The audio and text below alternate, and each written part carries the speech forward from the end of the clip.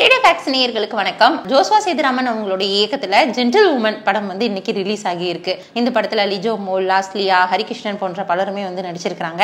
இந்த படத்துடைய one line story என்ன அப்படின்னா, புதுசா கல்யாணமான ஒரு ஜோடி ரிலேஷனுக்குள்ளேயே வந்து மேரேஜ் பண்ணியிருப்பாங்க. இந்த புதுசா கல்யாணமான ஜோடி வீட்டுல லிஜோ மோல் அவங்களுக்கு வந்து ஒரு தங்கச்சி இருப்பாங்க. அவங்க தங்கச்சி புதுசா வந்து வீட்டுக்கு வருவாங்க. இந்த நேரத்துல ஹரிகிருஷ்ணன் அவங்களுமே வீட்டுல இருந்து கொஞ்சம் வெளியில ஒர்க் போற வேண்டிய சுச்சுவேஷன் வரும். அதனால ஒருத்தருக்கு ஒருத்தர் துணையா இருக்கட்டும், அவங்க தங்கச்சியை வர சொல்லு அப்படின்ற மாதிரி சொல்லிடுவாரு. ஆனா ஹரிகிருஷ்ணன் அவங்களுடைய கேரக்டர் வந்து லேடிஸ் விஷயத்துல கொஞ்சம் வீக்கான கேரக்டரா இருக்கும். இந்த சுச்சுவேஷன்ல லிஜோ மோல் இல்லாதப்ப ஹரிகிருஷ்ணன் வந்து அவங்க தங்கச்சி கிட்ட கொஞ்சம் தப்பா நடக்க முயற்சி பண்ணுவாரு. சில விஷயங்கள்லாம் தெரிய வர லிஜோ மோல் அவங்க ஹஸ்பண்ட் விஷயத்துல சில முடிவுகள் எடுப்பாங்க. அதற்கப்புறமா லாஸ்லியா ஹரிகிருஷ்ணன் அவங்க வீட்டுக்கு தேடி வந்து ஹரிகிருஷ்ணனை பத்தி விசாரிச்சுட்டு இருப்பாங்க. எதுக்காக லாஸ்லியா வந்தாங்க, லிஜோ மோல் என்ன முடிவு எடுத்தாங்க, அவங்களுடைய முடிவு லாஸ்லியாவை எப்படி பாதிச்சது, இது இந்த சொசைட்டில என்ன மாதிரியான ஒரு தாக்கத்தை ஏற்படுத்தும், இந்த மாதிரி தான் இந்த படத்துடைய கதை நகருது. இந்த படம் ஸ்டார்ட் ஆகுறதுல இருந்து எண்டு வரைக்கும் தியேட்டர்ல வந்து ஒரு நிசப்தமான அமைதி இருந்துச்சு அப்படின்ற மாதிரி சொல்லலாம். அந்த ஒரு அமைதின்றது இந்த படம் நல்லா இல்லை அப்படின்ற ஒரு ரீசன் கிடையாது. அடுத்து என்ன ட்விஸ்ட் நடக்கும், அடுத்து என்ன நடக்கும் அப்படின்ற ஒரு எக்ஸ்பெக்டேஷனை வந்து தூண்டுற மாதிரி இருந்துச்சு. இந்த படத்துல லிஜோ மோல் அவங்களுடைய கேரக்டர் வந்து ரொம்ப ஒரு அழுத்தமான ஒரு கேரக்டரா இருக்கும். லாஸ்லியா அவங்க வந்து சில இடங்கள்ல வந்தா கூட செகண்ட் ஹாஃப் ஃபுல்லா டிராவல் பண்ணுவாங்க. அப்படி செகண்ட் ஹாஃப் ஃபுல்லா டிராவல் பண்ணா கூட அவங்களோட கேரக்டருமே ரொம்ப இம்பார்ட்டன்டான கேரக்டரா இருக்கும். பொதுவா வந்து ஹஸ்பண்ட் அவங்க வந்து இல்லீகல் அஃபேர் வச்சுக்கிறாங்க, இல்ல அவங்க லேடிஸ் விஷயத்துல வீக்கா இருக்காங்க அப்படின்னா அது தெரிய வரும்போது மனைவி அவங்க வந்து ஹேண்டில் பண்ற விஷயங்கள் ஒவ்வொருத்தருக்கும் வந்து மாறுபடும். சில மனைவி வந்து ஃபேமிலி கிட்ட எல்லாம் சொல்லி அழுது ஆர்ப்பாட்டம் பண்ணி அவங்களோட லைஃப் வந்து வேற மாதிரி மூவ் ஆகும். சிலர் கோர்ட்டு கேஸ்ன்னு அது மாதிரி டீல் பண்ணுவாங்க. இன்னும் சிலர் வந்து மென்டல் டார்ச்சர் கொடுத்து வேற மாதிரி வந்து ரியாக்ட் பண்ணுவாங்க. இன்னும் சிலர் மன உளைச்சலுக்கு உள்ளாகி பாதிக்கப்பட்டு சூசைட் அட்டெம்ப்ட் பண்ணி இந்த மாதிரி சிலர் வந்து ஹேண்டில் பண்ணுவாங்க. இன்னும் சிலர் வந்து எக்ஸ்ட்ரா போயிட்டு சட்டங்கள் அது வந்து தண்டனை கொடுக்கறது அப்படின்றத தாண்டி தாமாவே வந்து தண்டிச்சிருவாங்க கணவனை. ஸோ அந்த மாதிரி தான் வந்து இப்போதைக்கு இருக்கிற சூழல்கள் வந்து இருந்துட்டு இருக்கு. ஏன் இதெல்லாம் இந்த படத்துக்கு வந்து பேசுகிறோம் அப்படின்னா, இப்போ இருக்கிற ரியாலிட்டி ஸ்டோரியை தழுவிதான் இந்த ஜென்டில் உமன் படத்தை வந்து எடுத்திருக்கிறாங்க. இந்த படத்துக்கு வந்து யுவபாரதி அவங்க வந்து டைலாக் வந்து எழுதியிருக்கிறாங்க. லாஸ்லியாவும் லிஜோ மோலும் பேசிக்கொள்ளக்கூடிய சில லைன்ஸ்லாம் வந்து இருக்கும்.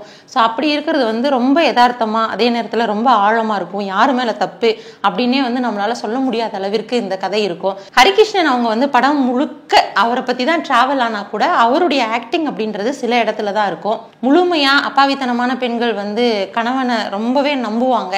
ஸோ அப்படி நம்பக்கூடிய பெண்களுக்கு வந்து துரோகம் நடக்கிறப்போ அவங்க வந்து அதை எப்படி வந்து ஃபேஸ் பண்ணுறாங்க, ஒரு பொண்ணுனால எந்த அளவிற்கு பொறுத்து கொள்ள முடியுமோ அதே நேரத்தில் பல எக்ஸ்ட்ரீமான முடிவுகளையும் எடுக்க முடியும் அப்படின்ற மாதிரி காட்டியிருப்பாங்க. அது மட்டும் இல்லாமல் இந்த படத்தில் சில விஷயங்கள்லாம் இருக்கும். தனியாக இருக்கிற பெண் தானே அப்படின்னு நிறைய பேர் இரக்கம் காட்டுற மாதிரி பேசினா கூட அதவே எப்படி ஒரு சான்ஸாக யூஸ் பண்ணிக்கிறாங்க அப்படின்ற ஒரு விஷயத்த இந்த படத்தில் வந்து காட்டியிருப்பாங்க. அதே நேரத்தில் தனக்கு பிடிக்காத ஒருத்தரோ இல்லை தனக்கு துரோகம் செஞ்ச ஒருத்தர் கூடயோ வாழ முடியாத ஒரு நிலை வரும்பொழுது அவங்கள தண்டிக்க எந்த அளவுக்கும் எக்ஸ்ட்ரீமாக பெண்கள் போவாங்க அப்படின்ற ஒரு விஷயத்தையுமே வந்து இந்த படத்தில் காட்டியிருப்பாங்க.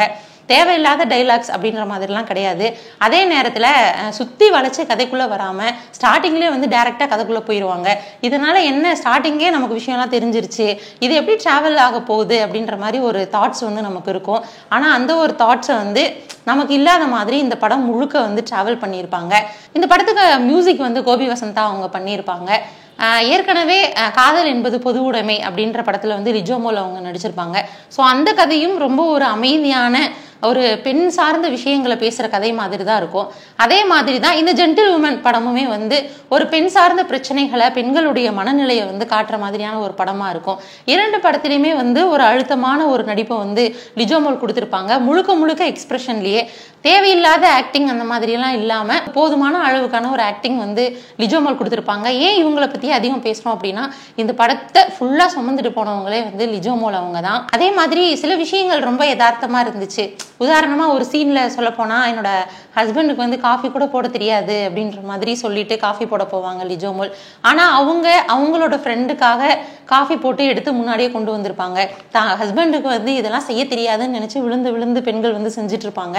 ஆனால் அது வேற யாரோ ஒருத்தருக்காக அந்த ஹஸ்பண்ட் வந்து முக்கியத்துவம் கொடுக்கும் பொழுது அதை பார்க்க பெண்களுக்கு வந்து கண்டிப்பாக ஒரு விதமான அப்செட் வந்து ஒன்று இருக்கும். அதெல்லாம் வந்து இந்த படத்தில் வந்து காட்டியிருப்பாங்க.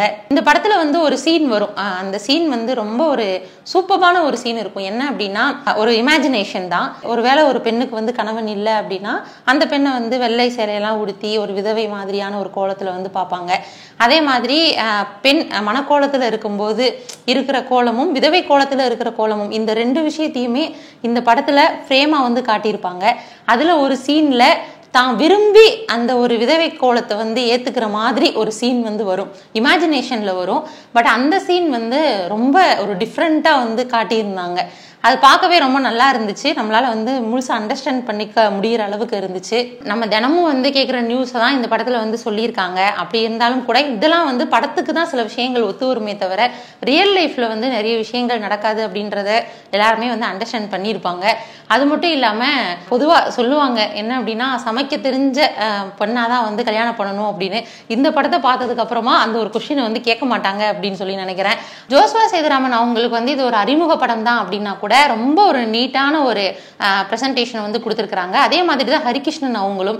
ஸோ அவங்களுமே வந்து சில இடங்கள்ல அவர் வந்து கொஞ்சம் நடிக்கிற மாதிரி தெரிஞ்சா கூட இந்த கதைக்கு ரொம்ப ஏற்றவரா பொருத்தமானவரா வந்து கொடுத்துருந்துருக்காங்க. இந்த ஒரு ஸ்டோரியில லிஜோமோல் அவங்கள தவிர வேற யாரையுமே பொருத்தி பார்க்க முடியாதுன்ற அளவுக்கு வந்து ரொம்ப அற்புதமான ஒரு நடிப்பை வந்து வழங்கி இருக்கிறாங்க. அதுல சில சீன்ஸ் வரும். என்ன அப்படின்னா, படிச்சிருந்தும் நிறைய பெண்கள் வந்து கணவனுக்கு சேவை செய்யறதே வாழ்க்கை அப்படின்ற மாதிரி இருப்பாங்க. ஆனா எல்லாருமே நேரோ மைண்டட் பர்சன் அப்படின்றது வந்து சொல்ல முடியாது. பிராட் மைண்டடா இருக்கிறதுனால தான் சில விஷயங்களை அக்செப்ட் பண்ணிக்க முடியுது, அதுக்கேற்ற மாதிரி ரியாக்ட் பண்ண முடியுது அப்படின்ற மாதிரியான விஷயங்களை வந்து காட்டியிருப்பாங்க. ஆனா ரொம்ப படிச்சு ரொம்ப ஸ்டைலா இருக்கிறவங்க அவங்க தான் வந்து ரொம்ப பிராட் மைண்டட் அப்படிலாம் ஒன்றும் கிடையாது. அப்பாவித்தனமான பெண்களா இருந்தா கூட, ஒரு கிராமத்துல வாழக்கூடிய பெண்களா இருந்தா கூட அவங்க பிராட் மைண்டடா இருப்பாங்க.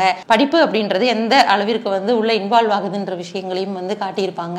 அது மட்டும் இல்லாம இந்த படத்துல நிறைய பிளஸ் இருந்தா கூட மைனஸும் வந்து இல்லாம இல்ல.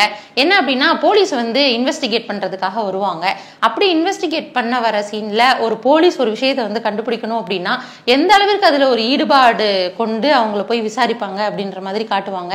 ஆனா இந்த படத்துல வெறும் வாய் வார்த்தையாவே விசாரணை அப்படின்ற முடிஞ்சிருதுன்றதை தாண்டி அவங்க வீட்டுக்குள்ள கூட போய் வந்து செக் பண்ணல அப்படின்றது ஒரு விதமான மைனஸா தான் இருக்கு. அந்த படத்திலே சொல்லுவாங்க, எவ்வளவு நம்பிக்கையா இருந்தாலுமே ஆதாரங்கள் தான் வந்து ரொம்ப முக்கியம் அப்படின்னு அவங்க டைலாக்கே பேசுவாங்க.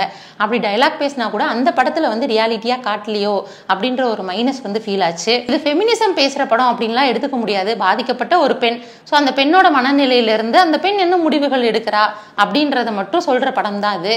இந்த மாதிரி இன்னைக்கு இந்த படம் வந்து ரொம்பவே வந்து ஒரு என்கேஜிங்கான ஒரு படமா, கண்டிப்பா ஃபேமிலியோட சேர்ந்து பார்க்கக்கூடிய ஒரு படமா இருந்துச்சு. ஸோ இந்த படம் ஒரு தியேட்டர் எக்ஸ்பீரியன்ஸுக்கு ஒரு நல்ல ஒரு படமா இருந்துச்சு.